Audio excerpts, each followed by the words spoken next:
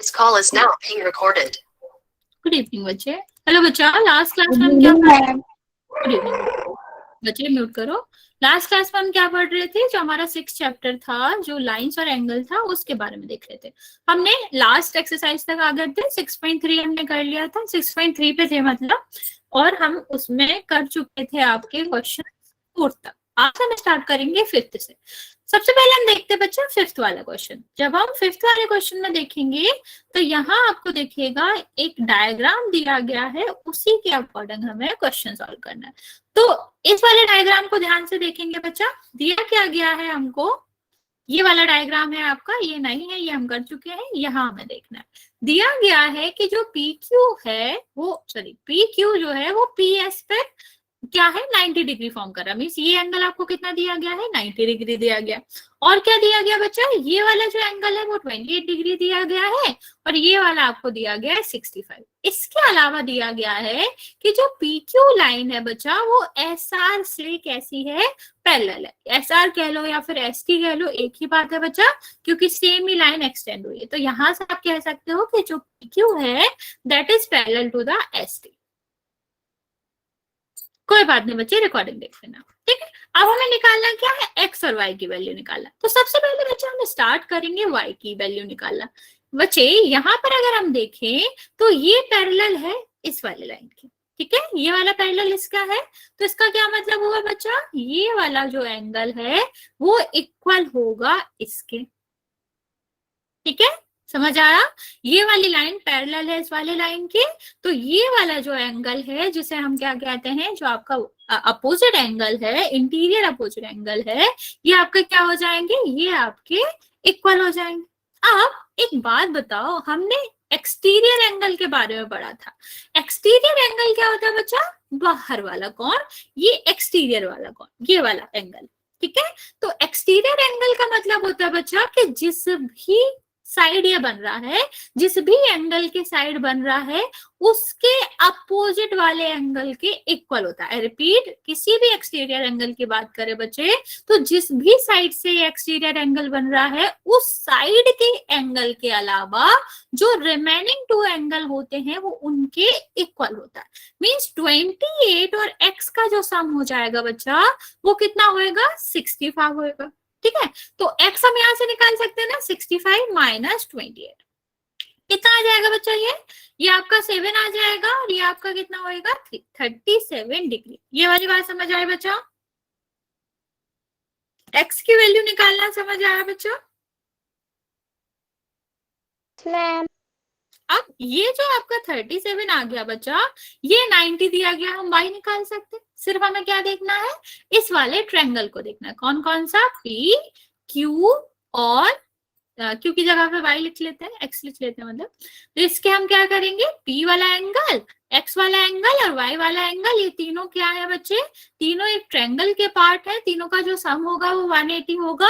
तो हम इस तरह से नोट कर सकते हैं। अब P, क्योंकि आपका क्या था, ये आपका परपेंडिकुलर था, मींस 90 डिग्री बना रहा था, x कितना था 37 डिग्री था, और y की वैल्यू निकालना है। तो हमें दो एंगल दिए गए हैं, थर्ड सम हमें पता है, थर्ड हमें निकालना है। तो क्या हो जाएगा बच्चा, इसको हम माइनस कर देंगे। तो कितना आएगा बच्चे आपका आंसर आएगा 53 डिग्री।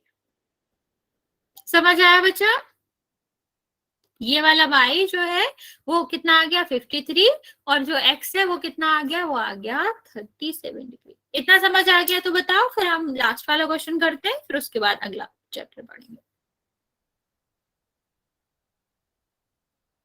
मैसेज कर दो बच्चे जल्दी से, रिपीट करो, ओके।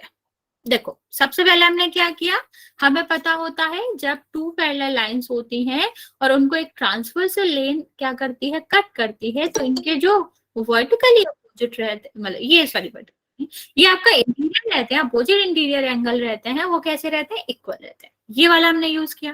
तो इससे हमें क्या मिला बच्चा, कि ये पूरा जो एंगल होएगा वो कितना होगा 65, ठीक है। और ये हमने यूज कर सकते थे लेकिन हमें इसका काम नहीं आया, तो फिर मैंने आपको दूसरी प्रॉपर्टी बताई थी कि जब हम किसी भी एंगल ट्रायंगल की बात करते हैं, तो जब हम किसी भी लाइन को एक्सटेंड करते हैं और जो एंगल फॉर्म होता है between extended line and side of triangle, ठीक है, मैं रिपीट कर रही हूँ, कोई जो एंगल फॉर्म होता है एक्सटेंडेड लाइन और साइड ऑफ एंगल के बीच में, उसको हम कहते हैं एक्सटीरियर एंगल, ठीक है। और एक्सटीरियर एंगल की प्रॉपर्टी होती है बच्चे कि जिस भी लाइन से ये प्रोड्यूस हो रहा है उसका साइमल्टेनियसली उसका जो अटैच्ड एंगल रहता है उसको छोड़ के बाकी दोनों के सम के इक्वल होता है। मींस अगर सी पर एक्सटीरियर एंगल बन रहा है तो ए और बी के इंटीरियर एंगल के सम के इक्वल होगा। तो हमने यही यूज किया कि यहाँ पर जो 65 था वो किसका एक्सटीरियर एंगल था, एस, आर और क्यू का। ओके, तो जब ये 65 था मींस इनके जो अपोजिट वाले टू इंटीरियर एंगल हैं उनका सम होगा। तो हमने क्या किया, 28 degree plus x is equal to 65। X की वैल्यू हमने यहां से निकाल ली। फिर हम किस ट्रायंगल पे गए बच्चा, इस पे। ए एक राइट एंगल ट्रायंगल है और इसका एक एंगल 90 दिया गया है, दूसरा हमें पता चल गया 37। हम थर्ड तो निकाल ही सकते हैं ना बच्चा, क्योंकि टोटल जो सम होता है वो कितना होता है, 180 होता है। तो जब 180 टोटल सम है, दो एंगल दिए गए हैं, इन दोनों को ऐड करके 180 में से माइनस कर दिया, तो कितना आंसर आया, आपका आंसर आया 53 डिग्री। समझ आया बच्चा?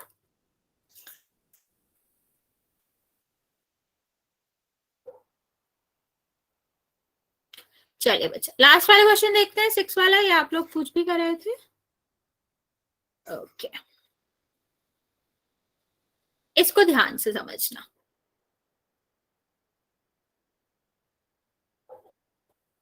ओके बच्चा, चलो इसको ध्यान से समझेंगे। देखो निकालना हमें क्या है कि ये वाला जो एंगल है टी वाला वो इसका हाफ है। तो हम बार बार पूरा पी टी ना लिख के हम क्या करते हैं, इसको एक्स मान लेते हैं, सॉरी इसको ए मान लेते हैं, इसको बी मान लेते हैं, ठीक है। इसको हमने ए मान लिया, इसको बी मान लिया। इस पूरे वाले एंगल को हमने कितना मान लिया, एक्स, और इसको मान लिया वाई। बार बार हमें सेम चीजें रिपीट ना करना पड़े तो हमने क्या किया, इसको पूरे को वाई मान लिया, इस पूरे को एक्स मान लिया, इसको ए मान लिया, इसको बी मान लिया। यहां तक किसी को दिक्कत बच्चा? हमें प्रूफ क्या करना है, हमें प्रूफ करना है कि ए जो है वो बी का हाफ है। ओके, यहां तक समझ आ गया बच्चा?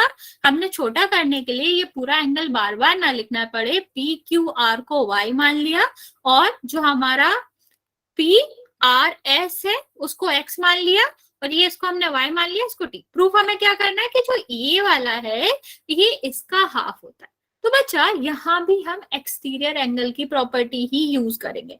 एक्सटीरियर एंगल अगर हम किस में लें, सबसे पहले पी क्यू आर में लेते हैं। यहाँ देखो बच्चा, इसको भूल जाओ फिलहाल, ठीक है। ओके, रिपीट कर रहा हूं बच्चा, क्या किया हमने, इस वाले ट्रायंगल में जो पी एंगल है उसको हमें प्रूफ करना कि इसका हाफ किसके इक्वल होगा, इसके।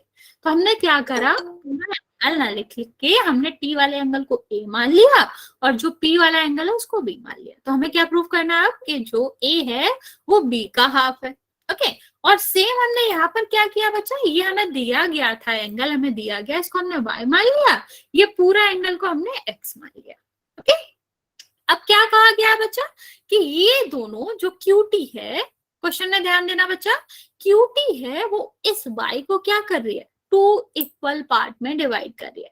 सेम यहाँ पर भी इस x को ये RT है वो टू इक्वल पार्ट में डिवाइड कर रहे हैं, मतलब ये x का हाफ है और ये भी x का हाफ है। सेम ये भी टू पार्ट में हो रहा है, तो ये कितना हो जाएगा y/2 और ये कितना हो जाएगा y/2।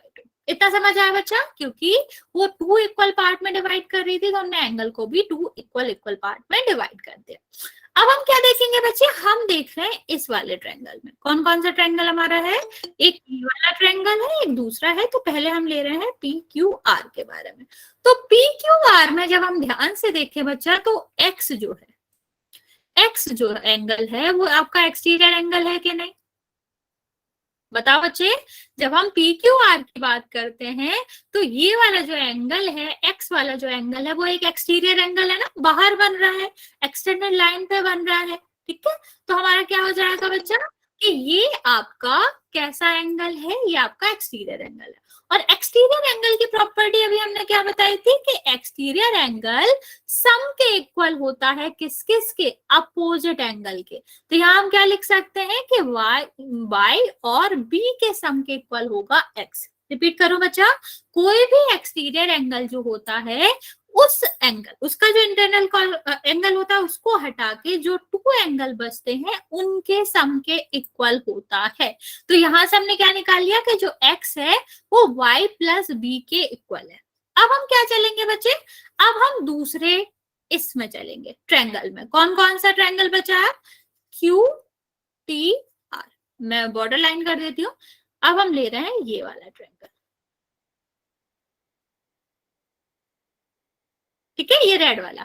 अब यहाँ पर देखो बच्चा, तो यहां से हमें क्या दिख रहा है, इस क्यू आर टी के लिए ये वाला एंगल जो है वो कैसा एंगल, एक्सटीरियर एंगल है कि नहीं बच्चे। ये वाला जो ट्रायंगल, ये वाला एंगल है वो आपका क्यू आर टी के लिए कैसा एंगल है, एक्सटीरियर एंगल है।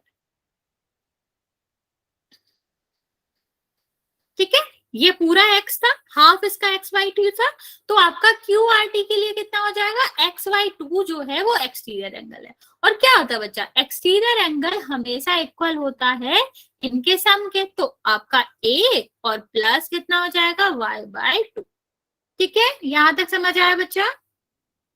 अब हम क्या कर लेते हैं, a की वैल्यू निकाल लेंगे। a की वैल्यू निकालेंगे तो ये इधर जाएगा, तो क्या लिख सकते हो, xy2 minus y/2। Half common ले लो बच्चा, क्या लिख सकते हैं, x माइनस वाई। ओके, और यहां से देखें तो हम b की वैल्यू निकाल सकते हैं कि क्या, x माइनस वाई। ओके, तो x माइनस वाई की वैल्यू क्या है बच्चा, b, और यहाँ पर हमारे x माइनस b आ रहा है तो हम b लिख सकते हैं यहाँ पर। तो हमारा क्या हो गया बच्चा कि a जो है वो by2 के इक्वल है। मींस जो एंगल हमने a माना था, ये वाला t वाला क्यू टी आर, वो किसके इक्वल है, हाफ ऑफ जो हमने बी माना था, that is angle Q P R. समझ आया, रिपीट करूं, जल्दी से बता दो फिर हम वैसे कर लेते हैं। Yes ma'am. ठीक, रिपीट करूं, किस लिए ऐसे बोल रहे थे, समझ आया इसके लिए या फिर रिपीट करना है इसके लिए, रिपीट कर दो मैम। ओके। देखो, सबसे पहले हमें क्या समझना था, इस डायग्राम में दो ट्रायंगल है। कौन कौन से ट्रायंगल है, एक ये वाला ट्रायंगल है जो हमने पी क्यू आर लिया है, दूसरा वाला ट्रायंगल हमारा क्या है, Q T R, Q T R. Okay, फिर हमें एक चीज और पता होना चाहिए थी कि एक्सटीरियर एंगल जो होता है वो टू इंटीरियर एंगल के सम के इक्वल होता है। ओके, और एक्सटीरियर एंगल बनता कैसे है, जैसे ये एंगल, ये आपका ट्रायंगल है, इससे एक साइड को अगर एक्सटेंड करते हैं तो जो एंगल बनता है उसको एक्सटीरियर एंगल कहते हैं। 3, कौन सा थर्ड है, नहीं नहीं वो छोटा वाला नहीं लेना बच्चा, वहां नहीं जाना, उससे हमें मतलब ही नहीं है। तो हमारा क्या है, ये वाला आपका क्या कहलाता है, आउटर वाला जो एक्सटीरियर एंगल कहलाता। और एक्सटीरियर एंगल हमेशा जो अपोजिट या फिर टू डिफरेंट एंगल होते हैं ना, उसके एडजस्टेंट के अलावा उनके सम के इक्वल होता है। तो हमने सबसे पहले क्या किया, इस पूरे वाले को लिया, पूरा वाला क्या था बच्चा, x, तो x किसके इक्वल हो गया, इस p के जिसको हमने b माना था, और इसके जिसको हमने y माना था। पहली वाली इक्वेशन आ गई कि x एक्सटीरियर एंगल है जो कि to interior, opposite to interior angles के बराबर है, x प्लस y के बराबर, y प्लस b के बराबर है। यहां से हम क्या कर सकते हैं, b की वैल्यू निकाल सकते हैं, कैसे, इसको इस साइड भेज देते हैं। यहां तक क्लियर है बच्चा। फिर हमने लिया ये दूसरा वाला ट्रायंगल, ठीक है। अब यहाँ पर ये पूरा एंगल कितना था बच्चा, x था, लेकिन ये वाली जो लाइन थी जिसको हम RT कहते हैं, इस x को 2 पार्ट में डिवाइड कर रही थी, तो ये वाला आधा होता ना बच्चा, xy2 होता। सेम ये जो आपकी लाइन थी QT, वो भी इस एंगल को 2 पार्ट में डिवाइड कर रही थी, यहाँ पर एक एंगल था, तो अब आधा कर रही थी, तो ये पूरा y था, आधा कितना हो जाएगा, x plus Y, sorry y+2, और ये हमने b मान रखा था। ये भी आपका क्या बच्चा, एक्सटीरियर एंगल है। तो एक्सटीरियर एंगल किसके इक्वल होता है, sum of two opposite interior angle. तो हमने वही लिखा कि xy2 जो कि एक्सटीरियर एंगल है वो किसके सम के इक्वल है, इस वाले के, जो कि सॉरी a है, ये a और y/2 के। ठीक, अब हमने यहाँ से a की वैल्यू निकाल ली, कैसे, ये y/2 दूसरी साइड भेज दिया, तो यहाँ प्लस में तो कितना दूसरे साइड जाएगा, किसमें हो जाएगा, माइनस में हो जाएगा। इसमें भी हाफ आ रहा है, इसमें भी आ रहा है, तो हमने हाफ कॉमन ले लिया, तो ये डिवाइड बाई टू हट गया, क्या आया, x minus y. x minus y की वैल्यू तो हमें पहले से पता है ना बच्चा, क्या है, b, तो यहां से हमने क्या निकाल लिया कि a is equal to v/2, यही तो हमें निकालना था कि जो b है इसका हाफ कर दे, मीन्स p वाले एंगल का हाफ कर दे, तो हमें क्या मिल जाएगा, t मिल जाएगा। तो हमने सीधा सीधा लिख दिया कि ये वाला जो t वाला एंगल है वो हाफ है p के। समझ आया बच्चा? जल्दी से बता दो बच्चे, जिसने दोबारा पूछा था, समझ आया आपको? Yes ma'am. ठीक है बच्चा, ओके ओके, चलो फिर अगला चैप्टर स्टार्ट करते हैं, 7th वाला। हाँ, 7th वाला स्टार्ट करेंगे। 7th वाला स्टार्ट करने से पहले मैं कुछ आपको बातें बता देती हूँ जो आपके इंट्रोडक्शन के लिए जरूरी है। देखो, सबसे पहले आपको पता होना चाहिए ट्रायंगल के बारे में, ठीक? तो ट्रायंगल के बारे में है, या आप कह सकते हो कॉन्ग्रुएंसी ऑफ ट्रायंगल के बारे में ये आपका चैप्टर है। तो ट्रायंगल आपका क्या होता है बच्चा? ट्रायंगल होता है कोई भी स्ट्रक्चर जिसमें 3 एंगल होते हैं और 3 साइड्स होती हैं, ओके? और अगर हम कॉन्ग्रुएंसी की बात करें बच्चे कि कॉन्ग्रुएंसी क्या होती है, तो कॉन्ग्रुएंसी का मतलब होता है कि सारे के सारे, मतलब जब हम किसी भी ट्रायंगल में कॉन्ग्रुएंसी की बात करते हैं तो उसका मतलब होता है 3 साइड्स, टू किसी भी एंगल, मतलब 2 डिफरेंट टाइप ऑफ एंगल की, जो आपका क्या रहेगा, तीनों के तीनों साइड इक्वल होनी चाहिए और तीनों के तीनों एंगल इक्वल होने चाहिए, तभी हम उसे कॉन्ग्रुएंस कहते हैं। ओके, इतना आपको पता होगा। अब बात कर लेते हैं बच्चे करस्पॉन्डिंग एंगल। करस्पॉन्डिंग एंगल समझते हो? करस्पॉन्डिंग एंगल का मतलब होता है कि ये वाला एंगल अगर इसके इक्वल है तो ये कहलाएगा करस्पॉन्डिंग एंगल, ये वाली साइड अगर इस साइड के इक्वल है तो क्या कहलाएगी, करस्पॉन्डिंग साइड कहलाएगी। मींस जिस तरह से इक्वल है, अगर हम यहाँ पे लिखें ए बी और सी, ठीक, यहाँ पे लिखे PQR, तो आप ऐसे ही लिखोगे कि AC जो है वो किसके इक्वल है, PR के बराबर है, और जो आपका क्या है AB जो है वो PQ के बराबर है। That's why this angle is equal to this, means corresponding होना चाहिए, सेम तरह से दिखने वाला होना चाहिए। ऐसा नहीं है कि A R के बराबर हो जाएगा, नहीं, A जो है वो P के ही इक्वल होगा, इसको हम करस्पॉन्डिंग एंगल बोलते हैं। अब बात बता देते बच्चे टाइप ऑफ कॉन्ग्रुएंसी की। तो डिफरेंट टाइप ऑफ कॉन्ग्रुएंसी होती है। पहला सबसे फेमस होती है SSS, ठीक है? कॉन्ग्रुएंसी की बात करें, टाइप ऑफ कॉन्ग्रुएंसी की बात करें, तो पहला आता है आपका SS कॉन्ग्रुएंसी, जिसे हम कहते हैं साइड साइड और साइड। मीन्स अगर किन्हीं भी 2 एंगल्स की 3 साइड्स इक्वल हो जाती हैं तो इस कॉन्ग्रुएंसी की वजह से हम क्या कह सकते हैं कि दोनों ट्रायंगल जो हैं वो कॉन्ग्रुएंट हैं और इनके करस्पॉन्डिंग एंगल भी इक्वल होंगे। रिपीट करो बच्चा, SSS का क्या मतलब होता है, साइड साइड साइड।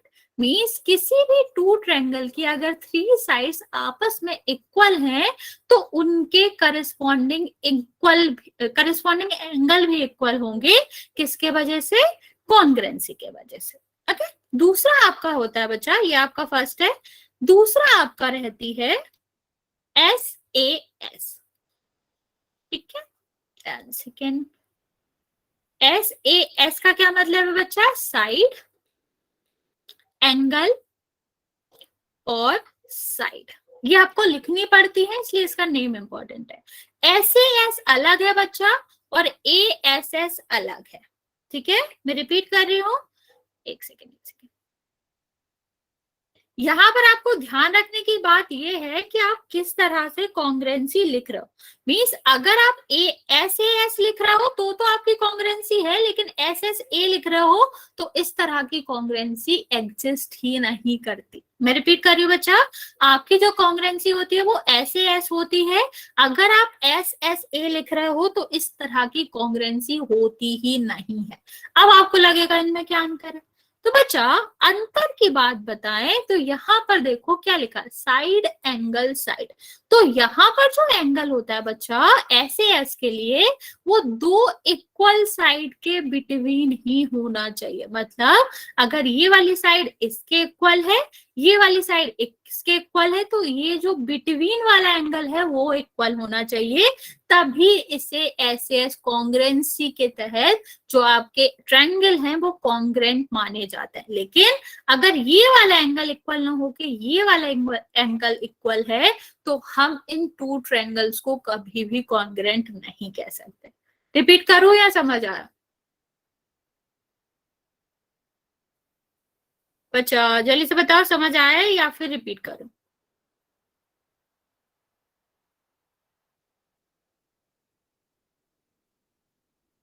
ठीक है, तो मैंने दो कॉन्ग्रेंसी बताई, ऐसे ऐसे में तो कुछ नहीं होगा, तीनों साइड इक्वल है। हाँ, ऐसे ऐसे रिपीट कर देते हो बच्चे। इस तरह की कॉन्ग्रेंसी होती ही नहीं है। ठीक है, मींस अगर टू ट्रायंगल्स में आपकी टू साइड इक्वल है, ये इसके इक्वल है, ये इसके इक्वल है, लेकिन इनके बिटवीन का एंगल आपको इक्वल ना देके इस वाला एंगल दे रखा है, इस तरह वाला। ठीक, तो हम इन दोनों ट्रायंगल को कॉन्ग्रेंट नहीं कहते। ठीक, हम ऐसे एस कॉन्ग्रेंसी नहीं लगा सकते, क्योंकि ऐसा कुछ होता ही नहीं है। सिर्फ एस कॉन्ग्रेंसी होती है, मींस टू साइड और उनके बिटवीन का एंगल इक्वल होता है, तभी वो कॉन्ग्रेंट कहला सकते हैं। ठीक, पता नहीं बच्चे समझ नहीं आ रहा मुझे क्या कहना चाह रहे हो। रिपीट कर देते हैं। देखो, जैसे दो ट्रायंगल दिए गए हैं, कहा गया है कि ये वाली साइड जो है वो इसके इक्वल है, ये वाली साइड जो है वो इसके इक्वल है।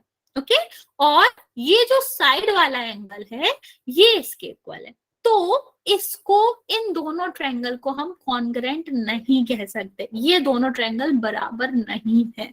लेकिन अगर हम कहें कि ये वाला एंगल ना देके आपको कौन सा एंगल दे रखा है, ये बिटवीन वाला एंगल दे रखा है। ठीक है, दोनों साइड के बिटवीन वाला एंगल दे रखा है, जो इक्वल दे रखी है, तभी एंड तभी आप कह सकते हो कि हाँ ये दोनों ट्रायंगल कॉन्ग्रेंट हैं, क्योंकि दो साइड इक्वल है, सेम एंगल बना रही है, तो इनके बीच का डिस्टेंस भी इक्वल होता है।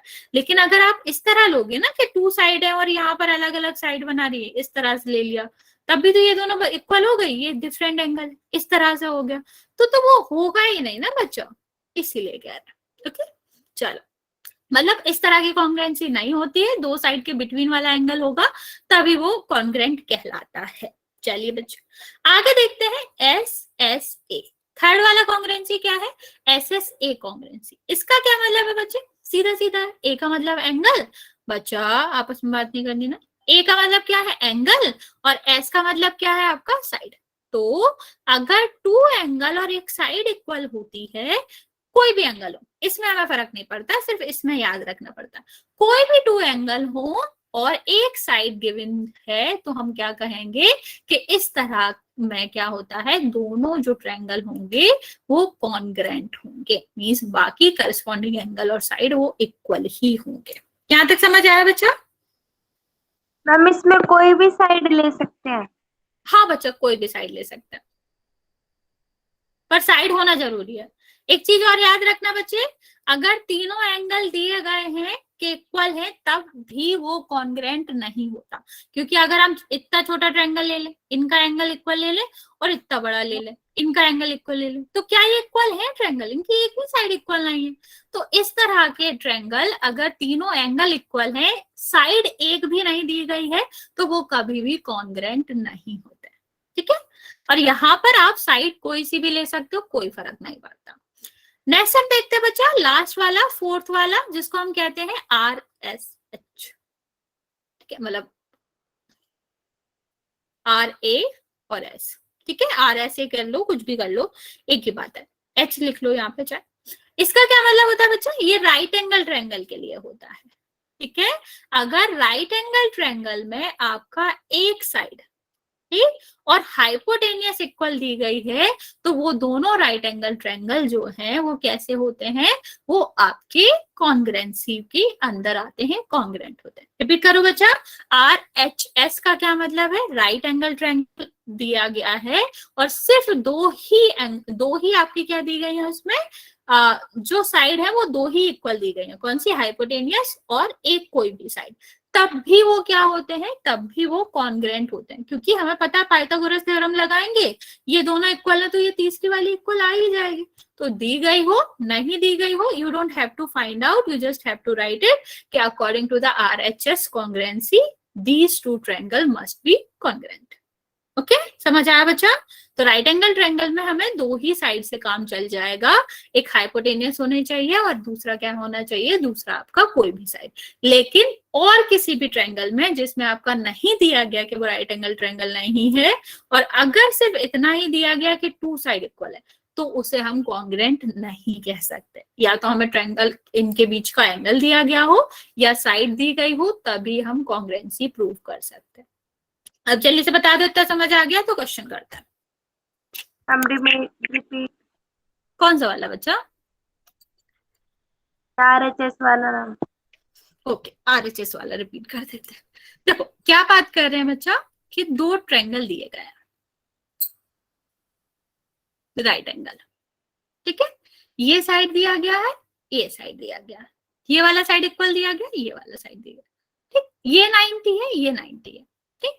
अब अगर हम नॉर्मल ट्रायंगल होता, राइट एंगल ट्रायंगल नहीं होता, तो इनके बीच का एंगल तो इक्वल दिया नहीं गया था, तो हम इसे कॉन्ग्रेंट नहीं कहते। लेकिन बच्चा जो आपका राइट एंगल ट्रायंगल होता है वो स्पेशल केस होता है। स्पेशल केस कैसा, कि अगर ये 5 है और ये 4 है, ठीक है, तो इसको 3 ही होना पड़ेगा, क्योंकि आपने पढ़ा है ना, पाइथागोरस ट्रिपलेट पढ़ा है कि जो आपका हाइपोटेनियस का स्क्वायर होता है वो बाकी 2 स्क्वायर के इक्वल होता है। तो ऑफकोर्स पता है कि ये दोनों इक्वल है, तो तीसरी वाली साइड इक्वल ही होगी, ठीक है।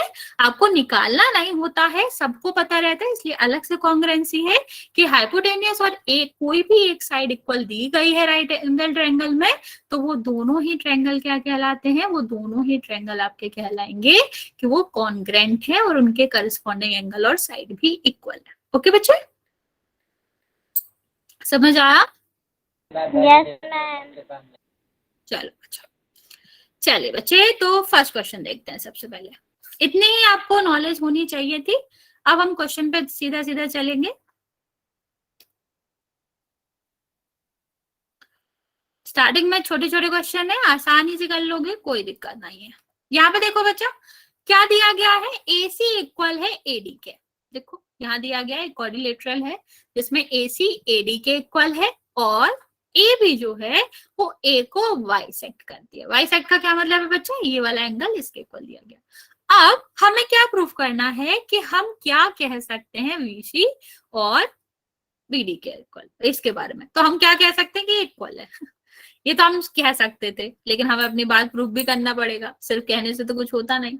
तो हम प्रूफ करेंगे क्या, कि ये दोनों ट्रायंगल जो है वो कॉन्ग्रेंट है, और कॉन्ग्रेंट हो जाते हैं तो करस्पॉन्डिंग साइड्स तो इक्वल होती है। तो हम कौन कौन सा ट्रायंगल ले रहे हैं बच्चा, ACB, और ये वाला ट्रायंगल और ये वाला ट्रायंगल।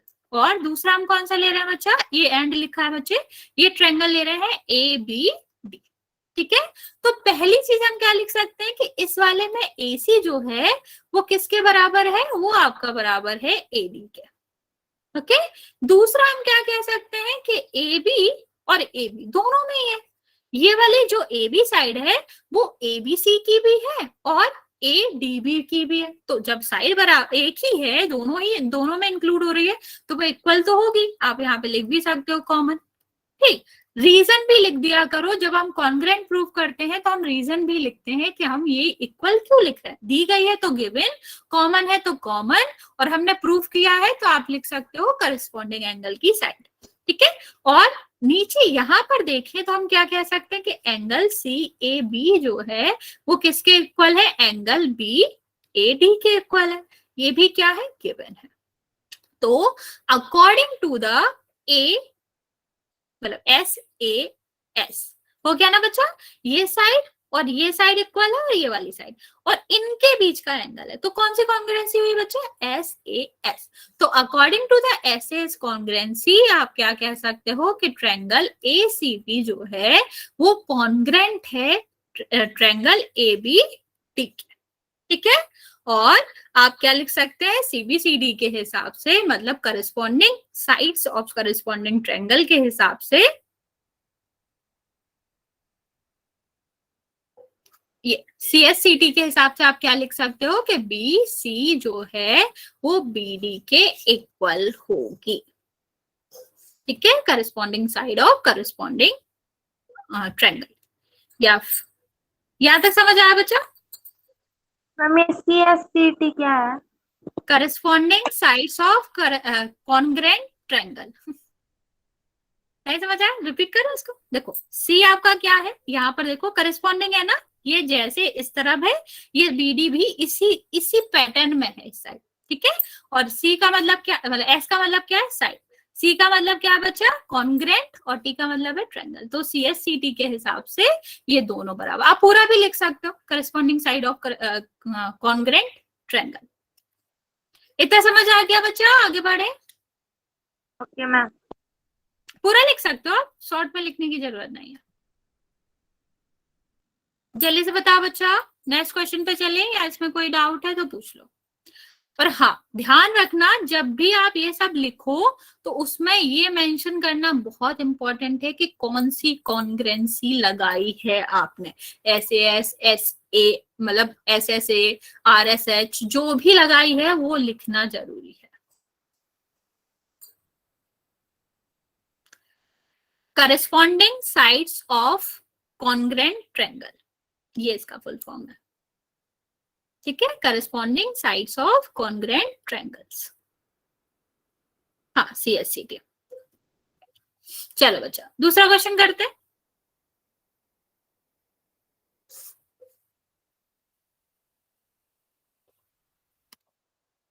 सेकंड वाला क्वेश्चन भी आसान ही है बच्चे, जल्दी से देखते हैं इसको भी। जहां भी नहीं समझ आए पूछ लेना, इनको अपने पास रखना, फाइनल एग्जाम के टाइम्स भी रिपीट करने में ये आपको नोट्स काम आएंगे। यहाँ पे देखो बच्चे, हाँ यही है बच्चा, यहाँ पे देखो बच्चे एबीसीडी एक क्वाड्रिलेटरल दे रखा है जिसमें एडी बीसी के अलावा इक्वल है। एडी मींस ये वाला ट्रायंगल, ए वाला साइड और ये वाला साइड इक्वल दे रखा है, और क्या दे रखा है? ये पूरा का पूरा जो एंगल है वो इसके इक्वल दिया गया। प्रूफ हमें क्या करना है? डिफरेंट डिफरेंट चीजें प्रूफ करनी है। जैसे पहले वाले में हमें देखें कि हमें कॉन्ग्रुएंट प्रूफ करना है ए बी डी को किसके साथ? बी ए सी के साथ।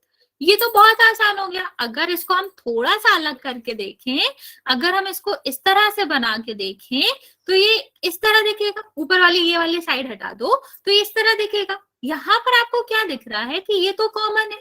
कौन सा कॉमन है?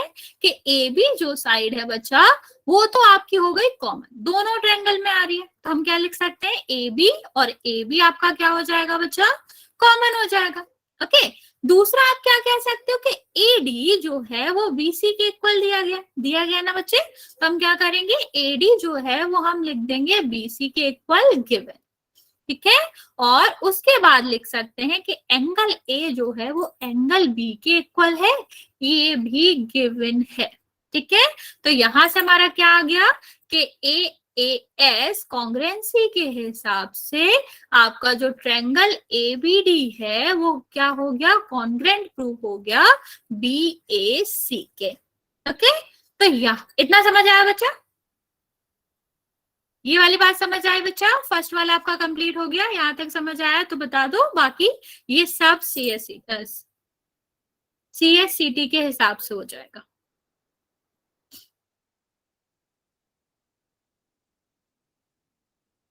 ओके, रिपीट कर देता हूं मैं। देखो क्या कहा गया है, हमें ये दोनों ट्रायंगल, हमने इसको, ये टेढ़ा था तो इसको हमने सीधा करा। सीधा का मतलब है बेस हमने ए बी बनाया, यहाँ पर एक ट्रायंगल है जो सी से जा रहा है, यहाँ पर हमने डी से बनाया। ये जो ए बी है बच्चा वो देखो इस वाले ट्रायंगल में भी आ रही है और इस वाले ट्रायंगल में भी आ रही है। तो जब सेम साइड है तो इक्वल तो होगी ही। तो ये हमने क्या करा? ए बी के इक्वल है, कॉमन है। यहाँ पर देखो बच्चा, अगर हम बात करें इस वाले ट्रायंगल की, ठीक है, इस वाले ट्रायंगल में। तो जो एडी है वो किसके बाद दिया गया? हाँ, एएस का मतलब होता है बच्चा टू एंगल्स और वन साइड इक्वल है। कोई भी वन साइड हो, कोई भी टू एंगल हो चलेगा, टू आपके एंगल इक्वल होने चाहिए, एक साइड एंगल इक्वल होनी चाहिए टू ट्रायंगल्स में। ओके, यहाँ पर हम क्या बात कर रहे हैं बच्चे? ये दोनों आपको इक्वल दी गई है, ये कॉमन है, और ये वाला पूरा का पूरा एंगल इसके बराबर दे रखा है। 3 हो गया ना बच्चा, 2 एंगल हमको मिल गए। सॉरी, एंगल की जरूरत ही नहीं, सॉरी बच्चे, ये ऐसे ऐस हो जाएगा, दो साइड है हमारे पास। सॉरी बच्चा, मैंने वो लिख दिया, उल्टा लिख दिया। ठीक है, ये देखो आपका ये वाली साइड है और ये वाली साइड इक्वल है, और इनके बीच का ही एंगल है। हमें ये भी देखना होता है ना बच्चे ऐसे एस में कि जो आपका ट्रायंगल है, मतलब आपका जो एंगल है वो दोनों साइड के बीच में हो। तो यहाँ भी दोनों साइड के बीच में है और यहाँ भी दोनों साइड के बीच में ही है। ठीक है, तो हम क्या कह सकते हैं? ऐसे एस कॉन्ग्रुएंसी के हिसाब से दो साइड और एक एंगल इक्वल है, उनके बिटवीन का एंगल इक्वल है, इसलिए वो क्या हो जाएंगे? वो आपके कॉन्ग्रुएंट प्रूव हो जाएंगे। अब यहां से बच्चा हम क्या कह सकते हैं? एक सेकेंड, एंगल ए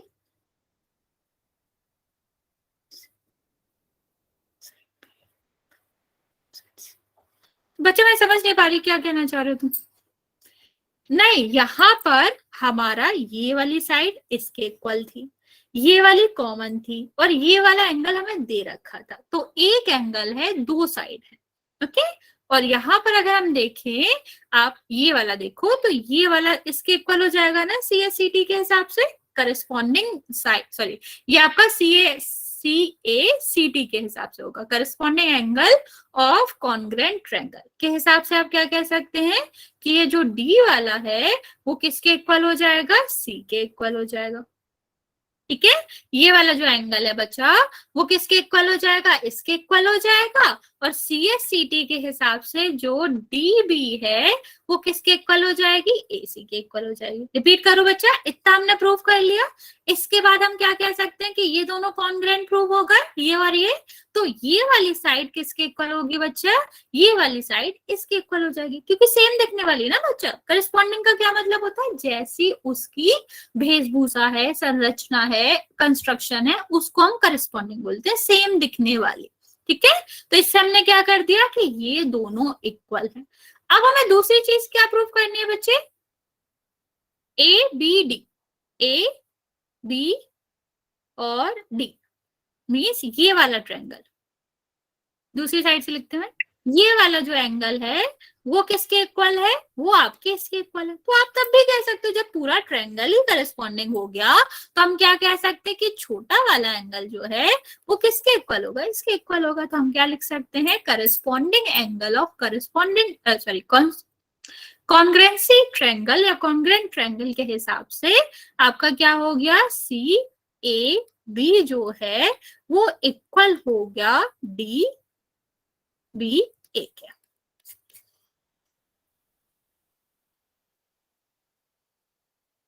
ऐसे एस कॉन्ग्रुएंसी, हाँ बच्चा, ऐसे एस कॉन्ग्रुएंसी में यही होता है कि पहला आपका एंगल है, दूसरा भी एंगल है, और ये साइड है।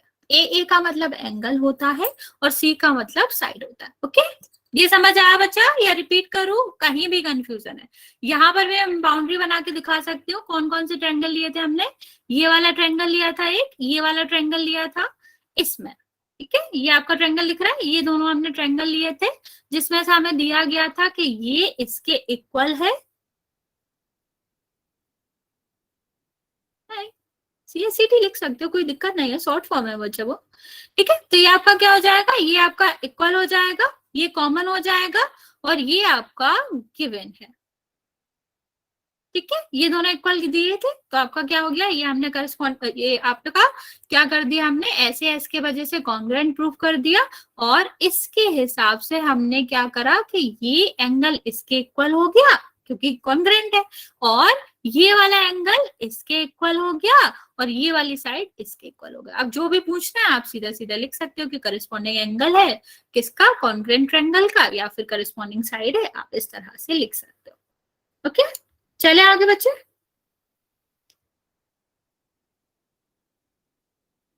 हाँ हाँ लिख सकते हो, बिल्कुल लिख सकते हो, लेकिन तुम ये भी लिख सकते हो, कोई दिक्कत नहीं है। आगे बात कर रहे बच्चा, यहाँ तक समझ आ गया? जल्दी से बता दो।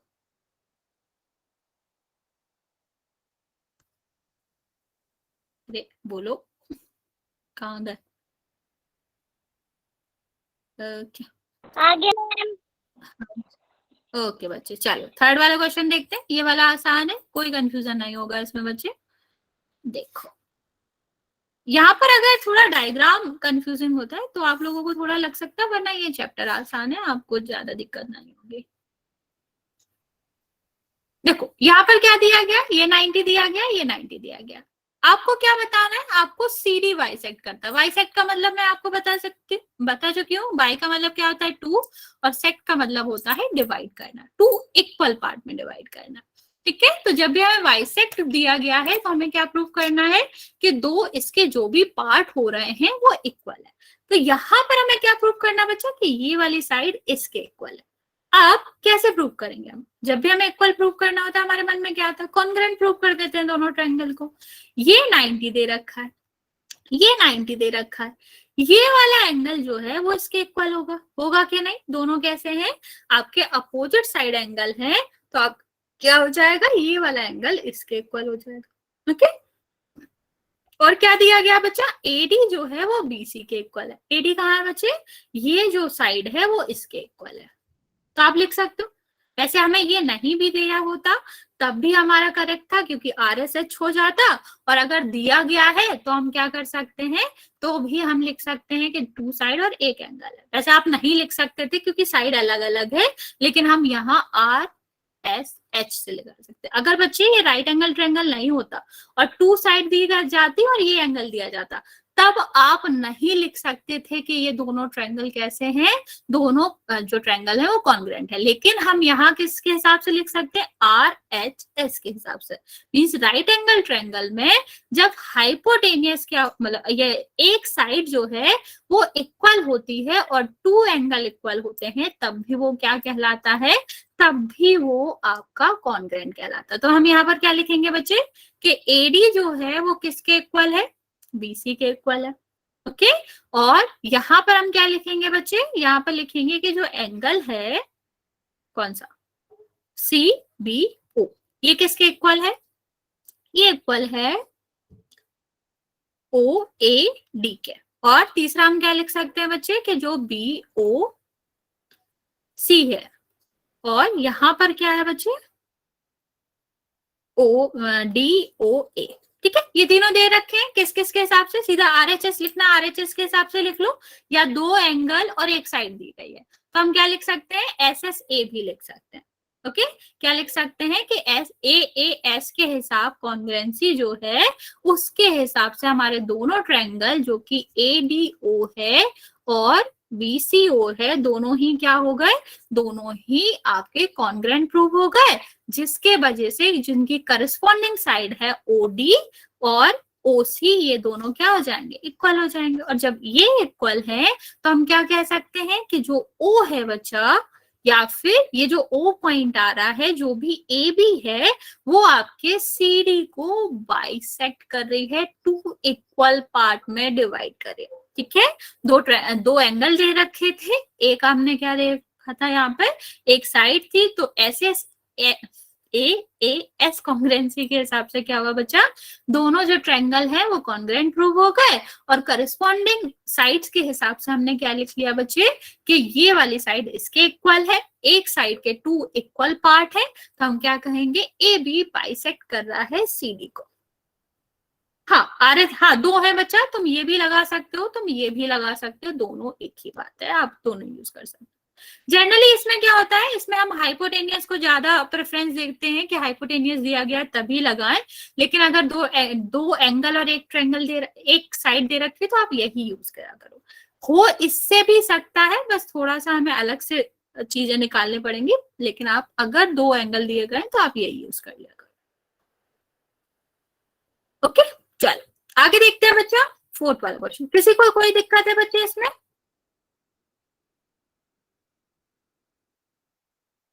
जल्दी से बताओ बच्चा, वरना 4th क्वेश्चन करता है।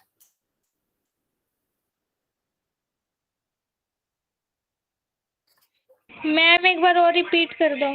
ओके बच्चा, 1 सेकंड रुक जाओ बस।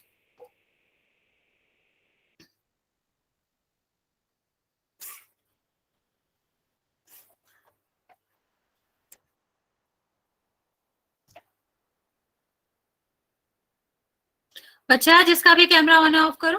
देखो क्या करना था बच्चा, इसमें हमें नॉर्मल कितनी कॉन्ग्रुएंसी पता है, या तो SAS पता होता है हमें, ठीक, या फिर हम देखते हैं कि आपका हमें RSH मिल जाए, राइट एंगल ट्रायंगल है तो ये ढूंढने थे, SSH मिल AS मिल जाए। तो यहाँ पर हमें ये वाली सीधी सीधी दिख रही है। इसमें क्या होता है, एक हाइपोटेनियस होना चाहिए। हम यूज ये भी कर सकते थे लेकिन हमें फिर प्रूव करना पड़ता, ठीक है, लेकिन हम ये बिना किसी प्रूफ के कर सकते हैं। हमें तीनों चीजें दी गई थी, क्या कि ये वाली साइड इक्वल थी, ये वाला एंगल दोनों 90 है, 90 है तो इक्वल तो हो गए क्योंकि दोनों ही 90 है बच्चे, और ये वाला आपका क्या हो गया, अपोजिट एंगल हो गया, ठीक है। तो टू लाइंस जब भी कभी भी कट करती हैं तो इनके जो अपोजिट वर्टेक्स वाले एंगल रहते हैं वो हमेशा इक्वल रहता है। तो ये वाला एंगल इसके इक्वल हो गया, ये वाला एंगल इसके इक्वल हो गया, ये साइड इसके इक्वल है। तो AAS के हिसाब से आप क्या कह सकते हो कि ये दोनों ट्रायंगल कैसे हैं, दोनों ट्रायंगल कॉन्ग्रुएंट प्रूव हो गए। और कॉन्ग्रुएंट प्रूफ का क्या मतलब होता है बच्चे, करस्पॉन्डिंग साइड्स और करस्पॉन्डिंग एंगल हमेशा ही इक्वल होंगे। सामने कौन से सामने दिखने वालों को बच्चे, समझ नहीं पा रही मैं क्या कह रहे हो आप, ठीक है। तो आपका क्या हो जाएगा, करस्पॉन्डिंग साइड्स इक्वल हो जाएंगे, मींस ये वाली साइड इसके इक्वल हो जाएगी, ओके। और जब पूरा 2 पार्ट में डिवाइड हो रहा है, ये इसके इक्वल है, तो हम क्या कह सकते हैं, पूरी साइड 2 पार्ट में डिवाइड हो रही है AB के हिसाब से, ठीक है, AB की वजह से। तो यही हमें पता करना था कि ABCD को 2 पार्ट में डिवाइड करिए, तो हमने यहाँ पर प्रूव कर लिया, ओके। चलो ये वाला क्वेश्चन देखते हैं। यहाँ पर हमें क्या क्या करना है, ABC ये वाला और ये वाला प्रूव करना है। यहाँ पर क्या दिया गया बच्चा, 2 पैरेलल लाइन से इंटरसेक्ट कर रहे हैं, पैरेलल लाइंस को ये अब हमें ये शो करना है। यहाँ पर अगर हम बच्चे देखें सबसे पहले तो हम बोलेंगे कि ये वाला एंगल इसके इक्वल है, ठीक है, और ये वाला एंगल इसके इक्वल है। बताने की जरूरत है बच्चे, देखो ये वाली लाइंस भी कैसी है, पैरेलल है, ये वाली लाइंस भी पैरेलल है, यहाँ पर ये बाइसेक्ट कर रही है, ये ट्रांसवर्सल लाइन है, और यहाँ पर भी यही ट्रांसवर्सल लाइन है। तो ट्रांसवर्सल लाइन में क्या होता है बच्चा, जो अपोजिट एंगल्स होते हैं, ठीक है, जो मतलब कैसे होते हैं बच्चे, इंटरनल अपोजिट एंगल होते हैं, इनको हम क्या कहते हैं, हमेशा इक्वल कहते हैं। तो ये वाला एंगल बच्चे किसके इक्वल हो जाएगा, इसके, और ये वाला एंगल किसके इक्वल हो जाएगा, इसके, मींस ये वाला आपका इसके इक्वल हो गया, ये वाला इसके इक्वल हो गया, ओके। और AC इसमें भी आ रही है, इसमें भी आ रही है, 3 चीजें मिल गई बच्चे हमें, SAA, ठीक है। हाँ AS लिखा जाता है वैसे, लेकिन आप लिख सकते हो कुछ भी, कोई दिक्कत नहीं है। तो हम क्या कर सकते हैं बच्चे, हम लिख सकते हैं AAS कॉन्ग्रुएंसी के हिसाब से आपका दोनों ट्रायंगल कैसे होगा, कॉन्ग्रुएंट होगा। मैं लिख के बता रही हूँ, कंफ्यूज होने की जरूरत नहीं है, कि जब हम ABC में देखेंगे, दोनों को प्रूव करना है, दोनों ट्रायंगल ले लेते हैं CDA। तो पहली तो हमें दिख रही है कि AC इसमें भी आ रही है और AC इसमें भी आ रही है, कॉमन साइड है तो इक्वल तो हो ही जाएगी।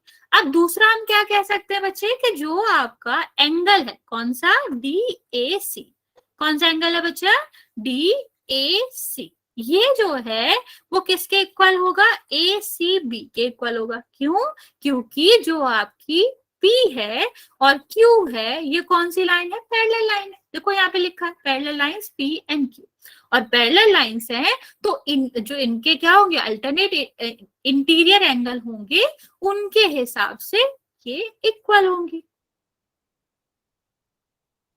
ओके। अब दूसरा देखते हैं, दूसरा हम क्या देखेंगे बच्चे, ये दोनों एंगल देखेंगे।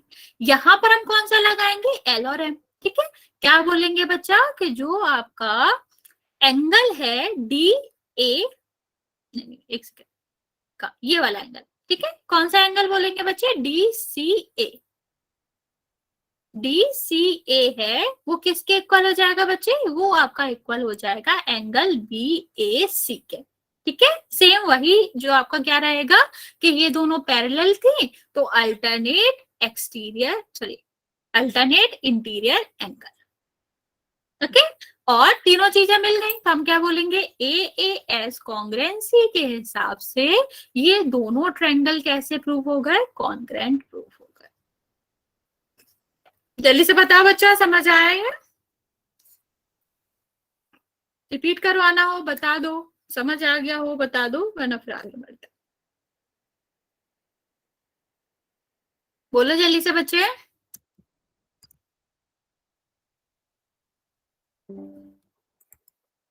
अच्छा आ गया, ओके बच्चा,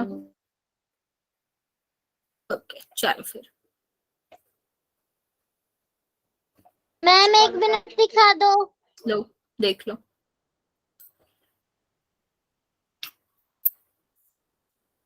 देख लो बच्चा, फिर एक क्वेश्चन और कर लेते हैं। स्क्रीनशॉट ले लो बच्चे, जिसको लेना हो, राइट करना हो राइट कर लो। कर लिया मैम। ओके चलो लास्ट क्वेश्चन देखते हैं बच्चे जल्दी से।